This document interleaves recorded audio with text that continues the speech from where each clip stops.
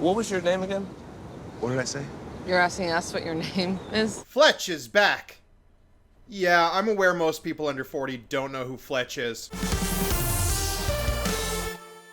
Confess Fletch comes to us from the director of Superbad and Paul. It stars John Hamm as the titular hero. Side note, one of these days I'm going to have to stop using the word titular because it is always a bitch to say. Titular. Anyway, if you're unaware of who Fletch is as a character, then I don't really blame you. Based on a book series, Fletch is an investigative journalist / private investigator / odd job doer. He's vaguely homeless, always broke, seemingly friendless, and infinitely charming. In short, he's a shit, but a shit that's good at his job. You been drinking long? Oh, geez, I had my first beer when I was 12. He uses his investigative skills, disarming personality, and a few good breaking and enterings to solve murders, kidnappings, and other nefarious crimes. He then writes an award-winning article about it, then promptly drains his editor-in-chief's personal credit card. The book series was first adapted to film in 1985. Originally, Chevy Chase played the vagrant detective. This movie is the height of Chevy Chase being Chevy Chase. He's known now more for hapless family man Clark Griswold or even curmudgeonly racist and sexist Pierce Hawthorne. However, classic Chevy was a slightly different flavor of asshole. One far more likable. Would you like some drinks, senor? While you wait, I will put it on the Underhill's bill.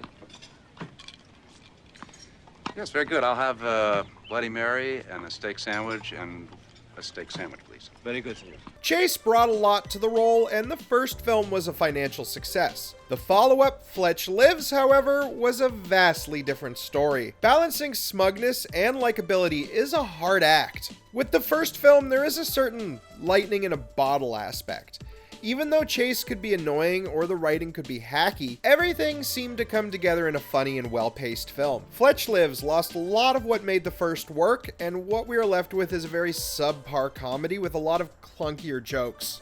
While the 1989 sequel did well at the box office, it was lampooned by critics and audiences alike. The franchise would then go into a series of development hells as it was reworked, bounced around, and ultimately forgotten about. While the original movie remained a cult hit, Fletch as a character would fall into relative obscurity. Fletch as an archetype would not disappear, however. Chase's performance undoubtedly had influence on the countless buddy cop shows and mystery films for the next few decades. There's a little bit of Fletch in characters like White Collar's Neil Caffrey or Castle's Castle. But the man himself would remain absent from theaters for decades. But now, he still is, because Confess Fletch is a streaming film. However, it's good to see Fletch return, and now he's played by a much more handsome John Hamm. Sorry, Chevy, but it's true. Confess Fletch follows former investigative journalist Erwin Fletch Fletcher. Arriving in Boston from a trip to Italy, the semi-professional detective discovers a fresh body in his rental home. He is now the prime suspect, even though he immediately calls the cops. Naturally, Fletch goes about investigating the crime by being sarcastic to witnesses, breaking into private property, and giving about 1 million different aliases to people. As usual, skip to this time code to avoid spoilers. I'll have another warning before I get into the final reveal of the film. While the film opens with a dead body, it's not really the central mystery Fletch is investigating. A flashback reveals that he was in Rome as part of a kidnapping plot. A young heiress has hired Fletch to recover a stolen Picasso that is the potential ransom for her missing father. Fletch was arriving in Boston to look into its possible whereabouts. The murder seems unrelated, but it's actually an attempt to derail Fletch. As any good mystery should, the movie introduces all the possible suspects over the course of the first act. There's the woman who hired Fletch. She stands to inherit her father's fortune. It's too bad that she's also now sleeping with Fletch in a genuine relationship. Of course, the murder and kidnapping could be the actions of the patriarch's new wife, the self-titled Countess de Grasse. De Grasse is the family's last name. She's not just a fan of Canadian-based high school dramas. There's also the family art dealer Haran, who hates germs but loves EDM. Okay. Kyle MacLachlan plays Haran and very nearly steals the whole show from Hamm. It is always a pleasure to see the Twin Peaks star in anything. We also meet the next door neighbor played wonderfully by Annie Mamolo. In the film's single best scene, Fletch follows her into her disheveled apartment as she disastrously prepares leftover matzo balls and chicken flambe, while deeply injuring herself and her surroundings. 25-year-old me felt especially called out by her cookware storage. Thanks. There are a few other suspects thrown in for good measure, but they are far less developed in the plot. The inclusion of the house's drug-addicted owner especially feels like an obvious red herring. There are also some fun supporting performances from John Slattery as Fletch's put-upon former editor, and a pair of actual detectives played by Roy Wood Jr. and Aidan Mieri. The latter brings a lot of charm to the younger police officer. Dang, pigs have crazy long orgasms. The movie is filled with some funny and charming performances, and some laugh-out-loud lines. However, the mystery also has to work for a plot like this to fully stand up on its own. I'm afraid to say that Confess Fletch very much falls down.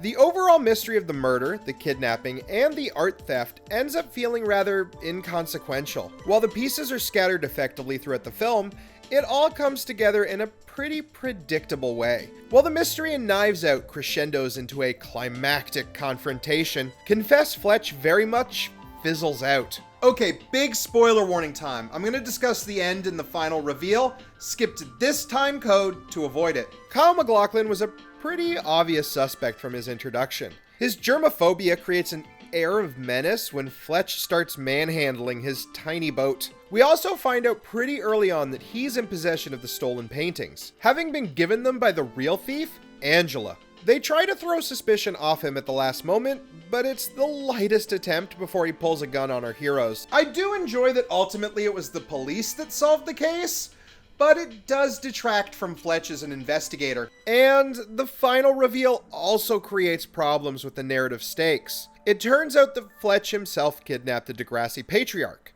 But not really. Degrassi had hired Fletch to fake his kidnapping in order to both find the missing paintings and figure out if his daughter and new wife loved him and not just his money. It's kind of unnecessary and an easy way to wrap up the kidnapping plot. It's unsatisfying and makes the whole film feel largely inconsequential. In the end, the only thing that changed was that Fletch got a big payday and he shared it with some good people he met along the way. Not to keep comparing this movie to a genuine masterpiece, but Knives Out made an estate dispute feel apocalyptic for the main characters. That movie did a much better job of subverting and then re-injecting the mystery. Confess Fletch seems at best to be a series of funny character interactions that eventually lead to the movie being over. What does it mean again? Bespoke? Bespoke. It's when an object bespeaks it. Right. Overall, I had a pretty good time watching Confess Fletch. There are a lot of laugh-out-loud moments and lines. John Hamm is the right kind of mix of smug, likable, and idiotic. He's a worthy successor to Chevy Chase. And the film gives him a chance to shine in a more comedic role. However, the beats of the mystery and the overall plot don't rise to the level of the performances. The ending feels unsatisfactory and largely inconsequential, and the final twist negates the stakes of the film. I think the original movie will continue to be the one remembered by film buffs. And this is just another pretty okay comedy with one particularly great scene. Confess Fletch gets a 3 out of 5. Alright everybody, thank you so much for watching. That was our review of Confess Fletch. We have other reviews on the channel. You can find them up in the corner there. If I'm pointing to the right corner, I may have put it over there. Actually, it's probably down there. Don't forget to like and subscribe. But overall, thank you so much for watching. I hope you enjoyed it. And remember, stay safe and be who you are.